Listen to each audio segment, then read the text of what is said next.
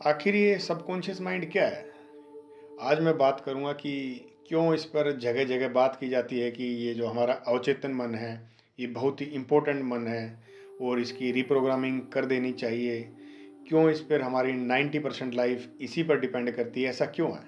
आपने सुना होगा जगह-जगह।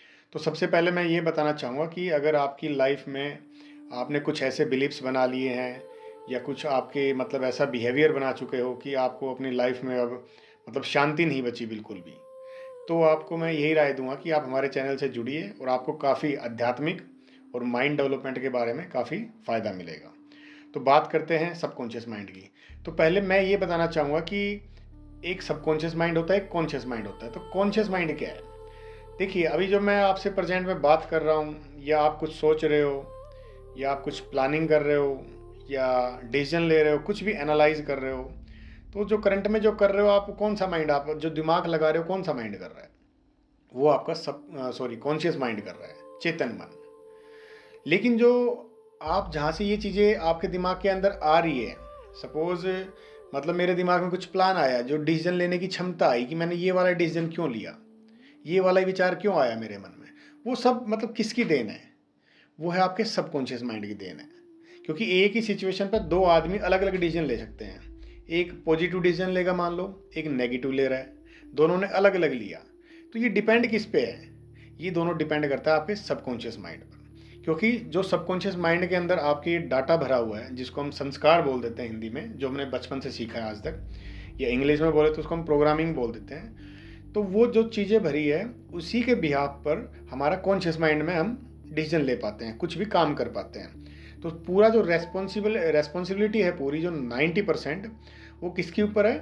आपके सबकॉन्शियस माइंड पर। क्योंकि जो जिस दिन से बच्चा पैदा होता है, फिर उसको माँ बाप ने कुछ सिखाया, उसने अपने एनवायरनमेंट में कुछ सीखा, अपने स्कूल में कुछ सीखा, यार दोस्तों से, या फिर उसने समाज से बहुत सारी चीज़ें सीखी। वो सारे उसके संस्कार बनते चले गए। उसने बहुत ही गहरे तरीके से उनको ऑब्जर्व किया, कुछ बिलीफ बनाए। जैसे घर वालों ने कोई बिलीफ बना दिया, जैसे भाई घर वाले आपके जैसे बिल्ली रास्ता काट रही है तो आपके घर वाले रुक जाते हैं उसको देख के। बच्चा भी रुकने लग गया, उसके अंदर बिलीफ चला गया कि भाई बिल्ली रास्ता काटेगी तो कुछ ना कुछ गलत होगा। अब वो अपनी सारी ज़िंदगी लाइफ में जैसी बिल्ली दिखेगी उसके अंदर ऑटोमेटिक डर पैदा हो जाएगा। वो चीज़ें कहाँ चलेगी? उसके सबकॉन्शियस माइंड में चलेगी। या फिर मतलब आपके घर वालों ने किसी जानवर को पीटा बिना बात के, तो वो उसने ऑब्जर्व किया, तो उसने भी कहीं ना कहीं वो चीज़ सीख ली। अब वो ज़िंदगी में ऐसे ही जानवरों के प्रति उसका प्यार नहीं रहेगा, क्योंकि उसने बचपन में ये संस्कार डाल लिए अपने अंदर। या फिर गाली गलौज चलती है घर परिवार में बिना बात के, वो सब उसके अंदर जा रही है, सब ऑब्जर्व कर रहा है वो। तो उसकी लाइफ क्या है बच्चे की, उसके ऊपर डिपेंड करने लग जाती है। 14-15 साल तक उसकी प्रोग्रामिंग चलती है, ये संस्कार चलते हैं। फिर उसके बाद उसका जो माइंड है वो एक तरीके से बंद हो जाता है। फिर वो पूरी ज़िंदगी उसकी रिफ्लेक्ट इन्हीं संस्कारों पे करती है। तो इसलिए इसको इतना इम्पोर्टेंट माना गया है कि क्योंकि सबकॉन्शियस ही सब कुछ है। फॉर मैं एग्जांपल आपकी बात करूंगा कि इसके अंदर होता क्या क्या है। देखिए, जो भी आपकी मेमोरीज हैं सब इसके अंदर सेव हो जाती हैं। जो भी आदतें हैं, हैबिट्स हैं, इमोशंस हैं, आपको बचपन में किसी चीज़ का दुख हुआ, बहुत ज़्यादा आपने टॉर्चर सहा, या फिर आपने जो बिलीफ बनाए, बहुत सारे अच्छे बिलीफ भी बनाए, आपने गलत बिलीफ भी बनाए, या फिर डर पाले, बहुत सारे डर, या फिर ऑटोमेटिक रिएक्शंस, मतलब सब इसके अंदर स्टोर हो जाती है। ठीक है, एक एग्जांपल लेते हैं। मान लीजिए मैं यही लेता हूँ कि बचपन में मैंने मान लो किसी इंसान, मेरे सामने मान लो किसी इंसान को किसी कुत्ते ने काट लिया। उस टाइम मैं छोटा था, तो मेरे दिमाग में मैंने उसको ऑब्जर्व किया है, ऐसे काट रहा है, इसको बहुत सारा काट लिया है, इसको खून आ रहा है, दर्द हो रहा है, ये मतलब गिड़गिड़ा रहा है। तो वो जो इमोशन इमोशन प्लस वो जो मैंने ऑब्जर्व किया, वो दोनों चीज़ें कहाँ चलेगी? मेरे सबकॉन्शियस माइंड में चलेगी। और उस दिन से लेकर आज तक सपोज मेरे सामने कुत्ता आया, तो मेरे अंदर वही इमोशन एक्टिवेट हो जाएगा उस दिन वाला, और वही उसी प्रकार के विचार आने लग जाएंगे।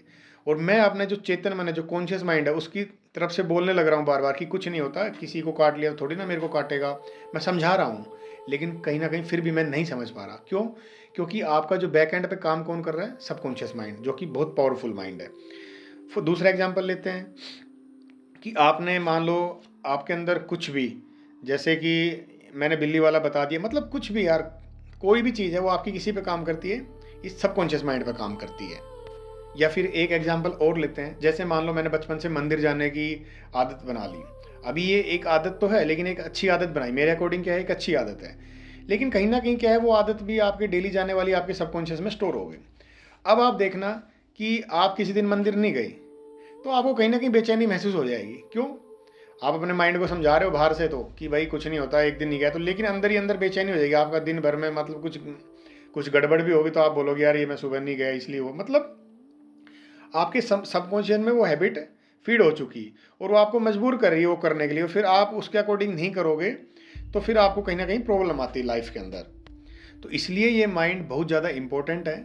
और सबसे पहले मैं ये बताना चाहूँगा आपको कि हम बिना किसी ध्यान के इन चीज़ों की हमारी प्रोग्रामिंग हो जाती है अगर किसी प्रकार से गलत, तो इसका रास्ता है कि आप इसकी रीप्रोग्रामिंग भी कर सकते हो।